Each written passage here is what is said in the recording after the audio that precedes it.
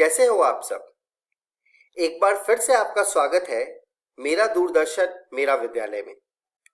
आशा करता हूं आपको जो ये घर पर आपके विद्यालय का अनुभव मिल रहा है आप उसे बहुत एंजॉय कर रहे होंगे और एंजॉयमेंट के साथ साथ आपकी पढ़ाई भी हो रही होगी।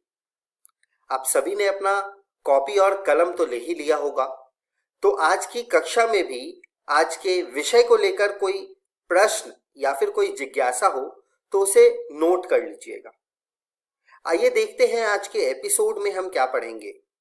आज के एपिसोड में हम कक्षा 9 से शुरुआत करेंगे, जिसमें हम सबसे पहले विज्ञान के पाठ हमारे आसपास के पदार्थ के बारे में जानेंगे और उसके बाद हम सामाजिक विज्ञान में भौगोलिक खोजें के बारे में पढ़ेंगे, जिसमें हम ये जानेंगे कि क्या क्या भौगोलिक खोजें की गई थी इतिहास में। कक्षा 9वीं के पढ़ाई के बाद हम आज भी एक इंटरेस्टिंग कहानी देखेंगे जिसका नाम है आलिया और उसकी वॉन्डरिंग शूज के बारे में। Alia and the wandering shoes.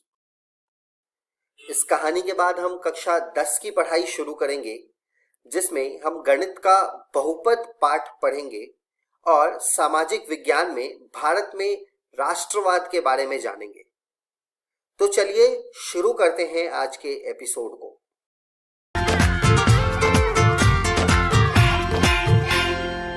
नमस्कार दोस्तों, मैं और चिट्टी आज फिर आपके सामने हाजिर हैं। आशा करती हूँ पिछली वीडियो के सभी विषय आपको अच्छे से याद होंगे। अगर याद है तो बहुत बढ़िया, और नहीं याद तो कोई बात नहीं। चिट्टी के होते घबराने की जरूरत नहीं है। चलिए संक्षेप में देखते हैं पिछली वीडियो में हमने क्या क्या सीखा। सबसे पहले देखे हमने आसपास के पदार्थ और फिर देखी पदार्थ के कणों की विशेषताएं। साथ ही हमने जाना पदार्थ की विभिन्न अवस्थाओं के बारे में, जो है ठोस, द्रव्य और गैसीय। अब थोड़ा आगे बढ़ते हैं और आज के विषय देखते हैं। आज का पहला विषय होगा, क्या पदार्थ अपनी अवस्था को बदल सकता है, और फिर वाष्पीकरण। चलिए शुरू करते हैं। बर्फ के गोले तो सभी ने खाए होंगे, ठंडे ठंडे से। बहुत मजा आता है गर्मियों में इनका, लेकिन अगर समय रहते फटाफट ना खाया जाए तो पीना पड़ जाता है, क्योंकि बर्फ पिघल गई है। यानी हमारा गोला ठोस अवस्था से द्रव्य अवस्था में बदल गया है। मतलब कि पदार्थ अपनी अवस्था में अदला बदली कर सकता है। पर ऐसा होता क्यों है और हुआ कैसे? देखिए, हमारा बर्फ का गोला बना बर्फ से और बर्फ बनी पानी से। कैसे?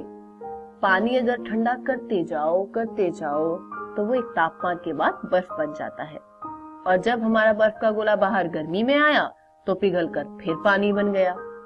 और उसी पानी को यदि गर्म कर दिया जाए तो वह भाप बनकर उड़ जाता है। यानी तापमान बढ़ाने से ही ठोस अवस्था द्रव्य में बदली और अब द्रव्य से गैसीय अवस्था में। यानी तापमान के प्रभाव से पदार्थ की अवस्था में परिवर्तन हो सकता है। आप सबको पिछली वीडियो से याद होगा कि पदार्थ के कणों में गतिज ऊर्जा होती है और तापमान के बढ़ने से ये ऊर्जा भी बढ़ती है, जिससे पदार्थ के कण ज्यादा गतिशील हो जाते हैं। और आपको यह भी याद होगा कि पदार्थ के कणों के बीच एक आकर्षण बल भी लगता था। तो हम जैसे जैसे तापमान बढ़ाते हैं, ये गतिज ऊर्जा कणों को और ज्यादा गतिशील करती है, और एक तापमान के बाद कणों की गति उनके आकर्षण बल से ज्यादा हो जाती है और वो अपना स्थान छोड़कर ज्यादा स्वतंत्रता से गति करने लगते हैं। इसी प्रक्रिया में एक अवस्था ऐसी होगी जब ठोस कण इतने गतिशील हो जाएंगे कि वो पिघलकर द्रव्य बन जाएंगे, और ये जिस तापमान पर हुआ उसे हम गलनांक कहेंगे। इसी प्रकार अगर तापमान बढ़ाते जाओ तो द्रव्य गैसीय अवस्था में भी परिवर्तित हो जाती है, जहां पदार्थ के कण बिल्कुल स्वतंत्र हो जाते हैं एक दूसरे से। इस पिघलने और उबलने और धुआं हो जाने की प्रक्रिया में एक खास चीज होती है। आप सबने ये देखा होगा, मगर ध्यान शायद ही किसी ने दिया हो। अगर आप बर्फ को एक गर्म पतीले में डाल दें तो वो तुरंत पिघल जाएगी और थोड़ी देर बाद वो पानी उबलने लग जाएगा। लेकिन ये उबाल पूरी बर्फ पिघलने के बाद ही आएगा।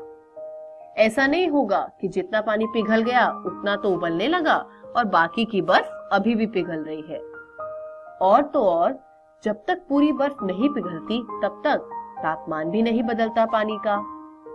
अब चाहे आप इसे कितनी भी ऊष्मा दे दो, पतीले की बर्फ पहले पिघलेगी और उबाल उसके बाद ही आएगा। तो जितनी ऊष्मा पतीले को मिली है वो सारी बर्फ को पिघलने में लग जाती है।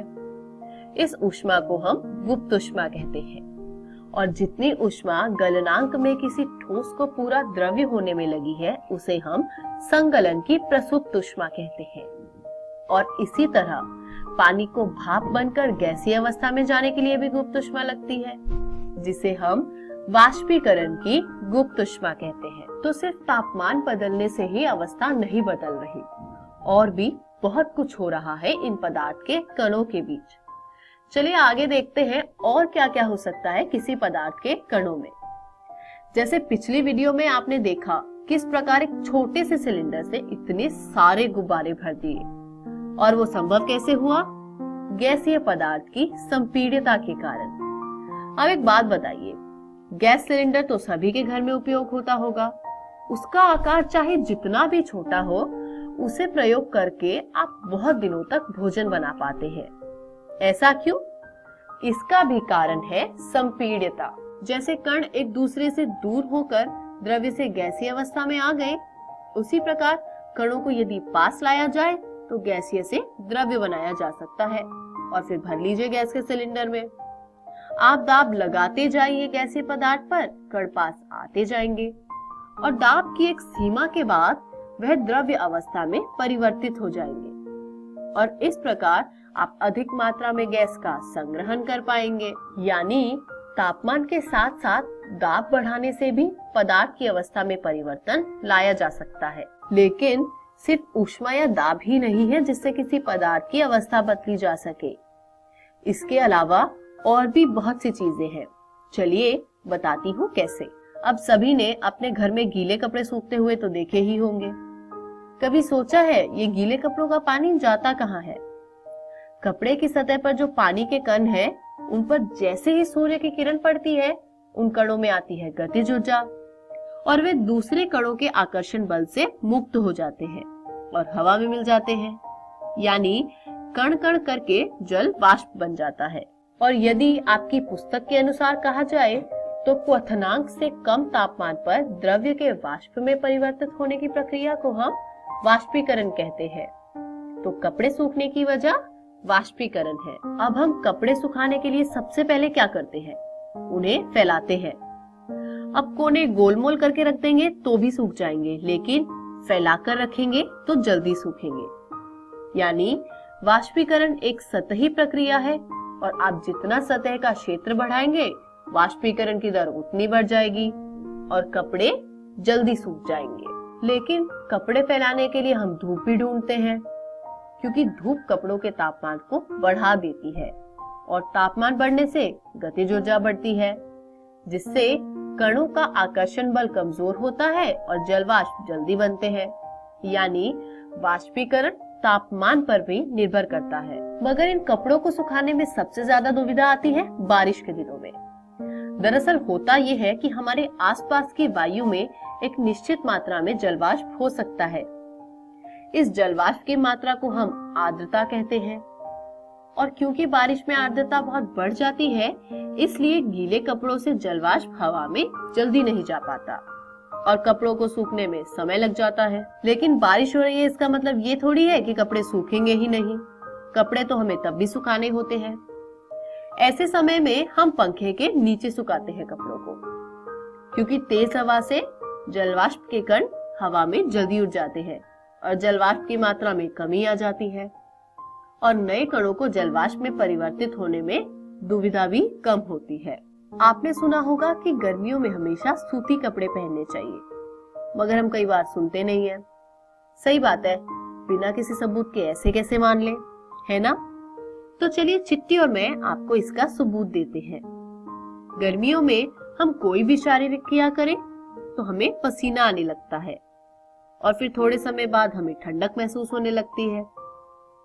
असल में होता यह है कि हमारे शरीर की सतह पर मौजूद होते हैं पानी के कण, जो हमारे आसपास से या फिर शरीर से ही ऊष्मा लेकर जल वाष्प बन जाते हैं और वाष्पीकरण की गुप्त ऊष्मा के बराबर की ऊष्मा हमारे शरीर से अवशोषित होती है, जिससे हमारा शरीर ठंडा हो जाता है और सूती कपड़ों में जल का अवशोषण करने की जो क्षमता है वो सबसे अधिक होती है। यही कारण है कि हमें गर्मियों में सूती कपड़े पहनने चाहिए। अब गर्मियों की बात चल ही रही है तो मेरे मन में एक और प्रश्न आया।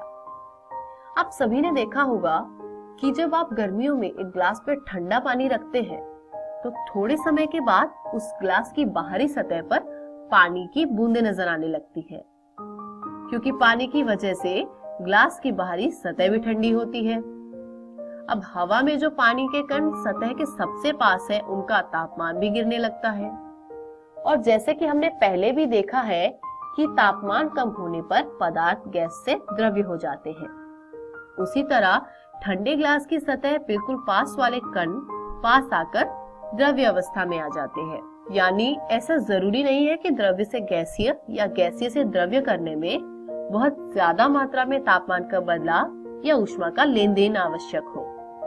रोज के वातावरण में जितनी ऊष्मा या तापमान है उसमें भी अवस्था बदली जा सकती है। तो चलिए आज के विज्ञान के इस अध्याय को हम यही समाप्त करते हैं और एक बार फटाफट देखते हैं कि आज के इस वीडियो में हमने क्या क्या सीखा।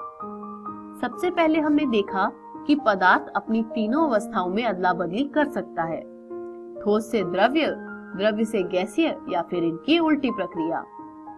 इन अवस्था के बदलाव में तापमान और दाब की बहुत बड़ी भूमिका है। फिर हमने वाष्पीकरण को देखा कि द्रव्य से गैसीय में बदलाव बिना हमारी जानकारी के होता रहता है और वाष्पीकरण में सतही क्षेत्र, तापमान, आर्द्रता और वायु की गति की अहम भूमिका होती है। इन सब के साथ गर्मी में हमें सूती कपड़े क्यों पहनने चाहिए और ठंडे ग्लास में ओस बनने की वजह भी देखी। आशा करती हूँ वीडियो के जरिए आपको पाठ काफी अच्छे से समझ आ गया होगा। आज के लिए चिट्ठी और मैं आपसे विदा लेते हैं। क्या पदार्थ अपनी अवस्था बदल सकते हैं? हाँ, नहीं, निश्चित नहीं, बिल्कुल नहीं। पदार्थ की अवस्था में किस कारण से परिवर्तन आता है? नमी, दबाव, तापमान, ऊपर दिए गए सभी। गर्मी के दिनों में कौन से कपड़े पहनना उचित होता है? गरम कपड़े, रेशम के कपड़े, सूती कपड़े, खादी के कपड़े। वाष्पीकरण किसे कहते हैं? क्वथनांक से कम तापमान पर द्रव का वाष्प में परिवर्तन, क्वथनांक से अधिक तापमान पर द्रव का वाष्प में परिवर्तन, क्वथनांक से बहुत अधिक तापमान पर द्रव का वाष्प में परिवर्तन। ऊपर दिए गए में से कोई भी नहीं। वाष्पीकरण में किसकी अहम भूमिका होती है? वायु की गति, आर्द्रता, सतही क्षेत्र, ऊपर दिए गए सभी।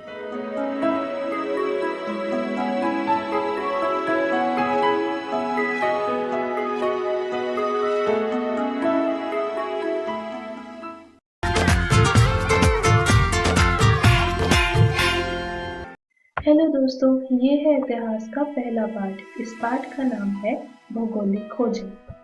आज के वीडियो में हम विश्व में हुई भौगोलिक खोजों के बारे में जानेंगे और इन खोजों के क्या परिणाम निकले उस पर चर्चा करेंगे। दोस्तों चलिए इससे पहले हम ये जानें कि ये भौगोलिक खोजें कौन सी हैं। हमें ये पता करना चाहिए कि आखिर ये खोजें शुरू क्यों हुई थी। इतिहास के जिस काल में ये खोजें की गईं, उस वक्त धरती के बारे में हमारा ज्ञान बहुत ही कम था और जितना भी ज्ञान था वह अंधविश्वासों से युक्त था।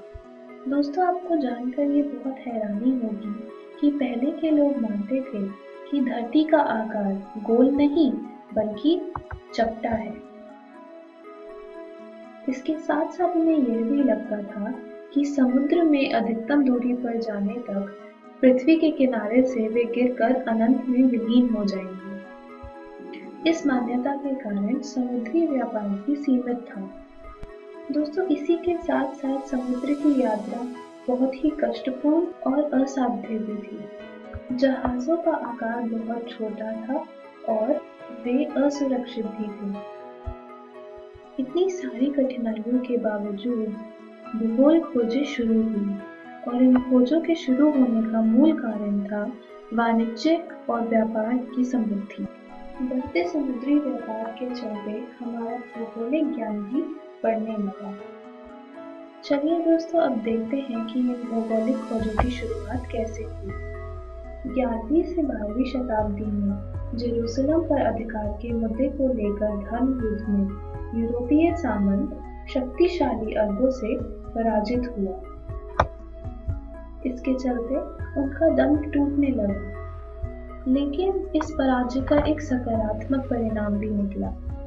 इस धर्म युद्ध के दौरान यूरोपियनों को महसूस हुआ कि उन्हें दुनिया के हर पहलू को समझना चाहिए। यूरोपीय देशों की बढ़ती समुद्र यात्राओं के चलते कई नए आविष्कार हुए।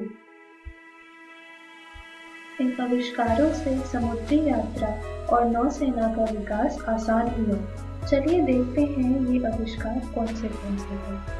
सबसे पहले हम बात करते हैं कंपास की। यूरोप वासियों ने कंपास का ज्ञान अरबों से सीखा था। इस दौरान नाव निर्माण कला में भी बहुत से विकास हुए। इटली, स्पेन और पुर्तगाल के समुद्र तटीय इलाकों में नाव निर्माण कला में परंपरागत पद्धति की जगह खांचा पद्धति विकसित हुई, जिससे बड़े और मजबूत जहाज बनने लगे। सिर्फ यही नहीं, पुर्तगालियों ने एक नए हल्के और तेज चाल चलने वाले जहाज का निर्माण किया, जिसका नाम था कैरावल। इस समय तक दूरबीन का आविष्कार भी हो चुका था, जो सामुद्रिक अभियानों में बहुत ही मददगार था। दोस्तों, ये तो थी भौगोलिक यंत्रों की खोज। चलिए अब हम द्वीपों और महाद्वीपों की खोज के बारे में भी जानते हैं। सन 1488 में पुर्तगाली व्यापारी, जिनका नाम बार्थोलोम्यू डियाज था, अफ्रीका के पश्चिमी तट से होते हुए दक्षिण अफ्रीका की दक्षिणतम बिंदु तक पहुंचे। इस बिंदु का नाम उत्तम आशा अंतरिक्ष है, जिसको अंग्रेजी में केप ऑफ गुड होप कहा जाता है। इसके बाद 1492 में क्रिस्टोफर कोलंबस नाम के एक खोजकार ने अमेरिका की खोज करी। जब कोलंबस अमेरिका पहुंचे तो उन्हें लगा कि अमेरिका भारतीय उपमहाद्वीप का हिस्सा है। इसके चलते उन्होंने यहाँ के निवासियों को रेड इंडियन कहा। यह गलतफहमी आगे चलकर स्पेन के एक नाविक अमेरिगो वेस्पूची ने दूर करी और बताया कि अमेरिका एक अलग महाद्वीप है। उन्हीं के नाम पर इस क्षेत्र का नाम अमेरिका पड़ा। इसके बाद 1498 में वास्को ड गामा नाम के एक साहसी पुर्तगाली नाविक ने उत्तम आशा अंतरिक्ष से होते हुए भारत के मालाबार तट तक यात्रा की। उस समय के स्थानीय शासक का नाम जमोरिन था, जिन्होंने वास्को ड गामा का स्वागत किया। सिर्फ यही नहीं, अपनी यात्रा के दौरान वास्को ड गामा को दक्षिण अफ्रीका में एक भारतीय व्यापारी मिला, जिसका नाम अब्दुल मजीद था। उसी की मदद से वास्को ड गामा को भारत तक का सीधा रास्ता मिला। दोस्तों, क्या आप जानते हैं कि ऑस्ट्रेलिया और न्यूजीलैंड की खोज किसने करी थी? चलिए मैं बताती हूँ। ऑस्ट्रेलिया और न्यूजीलैंड की खोज कैप्टन कुक ने करी थी, जो कि एक अंग्रेजी खोजकर्ता थे। चलिए दोस्तों, ये तो थी भौगोलिक खोजों के बारे में बातें, लेकिन आखिर इन भौगोलिक खोजों का परिणाम क्या हुआ? इससे हमारे विश्व को क्या क्या फायदे हुए? चलिए नजर डालते हैं। सबसे पहला परिणाम था व्यापार और वाणिज्य में बढ़ोतरी। इन नए देशों की खोज होने से पहले व्यापार मुख्य रूप से भूमध्य सागर और बाल्टिक सागर तक ही सीमित था, लेकिन इन खोजों के बाद व्यापार अटलांटिक, हिंद और प्रशांत महासागर तक फैल गया। पेरिस, लंदन, एम्स्टर्डम जैसे शहर व्यापार का प्रमुख केंद्र बने। दिन पर दिन विशाल होती अर्थव्यवस्था और बढ़ते व्यापार के चलते सोने और चांदी का कारोबार बढ़ने लगा। दोस्तों, इन भूगोलिक खोजों का दूसरा परिणाम था औपनिवेशिक साम्राज्य का विकास। उपनिवेशों की स्थापना के रूप में साम्राज्यवाद का विकास बढ़ता रहा। सिर्फ यही नहीं, जहां पहले व्यक्ति व्यापार करते थे, अब बड़ी बड़ी व्यापारिक कंपनियां बनने लगी। इन कंपनियों के बनने से वाणिज्यवाद का भी विकास हुआ। इन व्यापारिक कंपनियों के चलते पूंजीवाद व्यवस्था का भी जन्म हुआ। और जैसे कि हमने पहले पढ़ा, सोने चांदी की महत्वता बढ़ने लगी। इस बढ़ती महत्वता के चलते सोने चांदी की लूट हुई और इसका भंडारण भी शुरू हो गया। इन भंडारों को प्राप्त करने में स्पेन अग्रणी था। दोस्तों, ये तो थे इन भौगोलिक खोजों के कुछ आर्थिक परिणाम। चलिए देखते हैं इन खोजों का धर्म पर क्या असर पड़ा। उपनिवेशवाद के चलते ईसाई धर्म और पश्चिमी सभ्यता का प्रसार हुआ। जेरूसलम की लड़ाई के चलते ईसाई धर्म का प्रचार प्रसार जो धीमा पड़ गया था, वह फिर से चल पड़ा। अफ्रीका, एशिया और अमेरिका के कई राज्यों में धर्म का प्रचार हुआ। इसका नकारात्मक प्रभाव ये था कि इन क्षेत्रों में धन का लालच देकर धर्म परिवर्तन कराया गया और सांस्कृतिक अतिक्रमण भी किया गया। वहीं दूसरी ओर इस प्रचार के चलते चर्च की प्रभुसत्ता को तर्क की नजर से देखा जाने लगा। लोग धर्म को अब तर्क की नजर से देखते थे। दोस्तों, अब हम जिस परिणाम की बात करेंगे वह उपनिवेशवाद और भौगोलिक खोजों का सबसे भयंकर परिणाम है, जो कि है दास व्यापार। बढ़ते व्यापार वाणिज्य के चलते और पूंजीवादी अर्थव्यवस्था की वजह से मानव श्रम की महत्वता बढ़ने लगी। व्यापारिक कंपनियों में काम करने के लिए अमेरिका, अफ्रीका और ऑस्ट्रेलिया के मूल निवासियों को पकड़कर उन्हें यूरोप के बाजारों में बेचा जाने लगा। 16वीं शताब्दी तक इस कार्य ने पूरी तरह से व्यापारिक रूप ले लिया। इन गुलामों से जंगल को काटने, खेती करने, सड़क बनाने, जहाजों में ईंधन रोकने जैसे कई कठिन काम करवाए जाते थे। इसके साथ साथ इन पर अमानवीय अत्याचार भी होते थे। इन भोले भाले और कमजोर लोगों का शोषण किया जाता था। इन भौगोलिक खोजों के कुछ और भी परिणाम थे। जैसा कि हमने पहले पढ़ा, लोग धर्म को अब तर्क की नजर से देखने लगे थे। चर्च द्वारा प्रसारित अवधारणाओं पर उंगली उठने लगी। इसके चलते यूरोप में धर्म सुधार आंदोलन शुरू हुआ।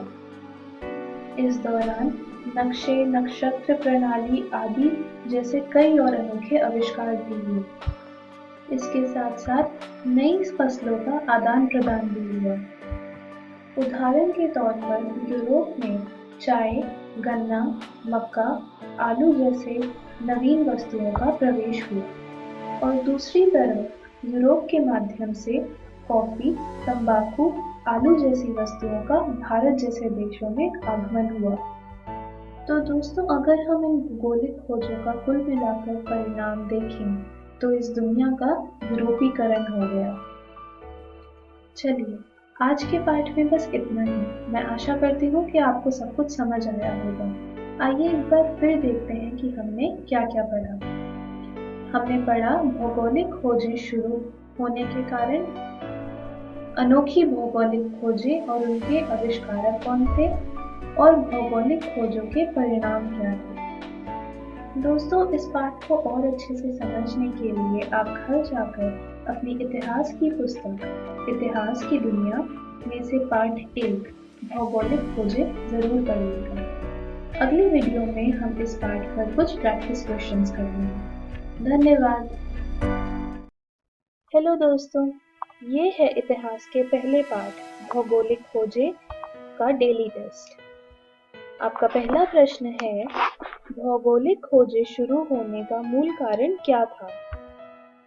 लोगों की भूगोल में बढ़ती रुचि, समुद्री यात्रा आसान थी, वाणिज्य और व्यापार में बढ़ोतरी की आस, या देशों से मेल मिलाप की भावना। आपका दूसरा प्रश्न है, यूरोप वासियों को कंपास का ज्ञान किससे मिला? चीनियों, अरबों, भारतीयों या अमेरिकियों से। आपका अगला प्रश्न है, उत्तम आशा अंतरीप की खोज किसने की? Vasco da Gama, Amerigo Vespucci, Bartholomew Dias या क्रिस्टोफर कोलंबस। आपका अगला प्रश्न है, इस इंसान ने उत्तम आशा अंतरीप से होते हुए भारत के मालावर तट तक समुद्री यात्रा करी। इस इंसान का नाम बताइए। Vasco da gamma, Amerigo Vespucci, Bartholomew Dias या क्रिस्टोफर कोलंबस। आपका आखिरी प्रश्न है, भौगोलिक खोजों का धर्म पर क्या नकारात्मक परिणाम था? लोगों ने धर्म को मानना बंद कर दिया, पैसों का लालच देकर धर्म परिवर्तन हुआ, सभी लोग ईसाई धर्म को भूल गए, या धर्म का प्रचार धीमा पड़ गया। चलिए देखते हैं इन प्रश्नों के सही उत्तर। धन्यवाद।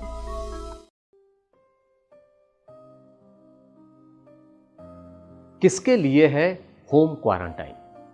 होम क्वारंटाइन की जरूरत ऐसे लोगों को है जो ऐसे देशों से आए हैं जहां के समुदाय में कोविड-19 या कोरोना वायरस से संक्रमण रहा हो, उसका प्रसार न हो